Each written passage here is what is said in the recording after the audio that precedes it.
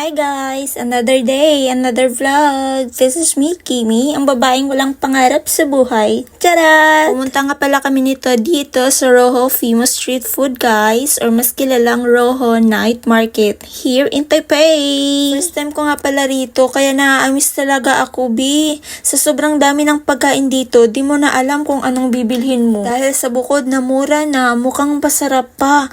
At di mo rin mapapansin ang oras kapag nandito ka dahil sa sobrang dami ng tao. Malilibang ka talaga. Ako na din pala kaming nakarating dito guys dahil sa araw na to galing pa kami ng Yangmingshan at dito namin naisipang magpagabi dahil mamaya manonood kami ng dancing lights dito sa tabi ng ilog. Pagkatapos nga naming mag-ikot-ikot dun sa napakaraming pagkain, pumunta na nga agad kami dito sa tabi ng ilog or mas kilalang Rainbow Bridge.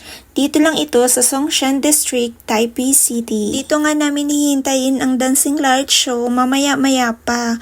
Habang gumagabi nga ay mas lalong dumadami ang mga taong pumupunta.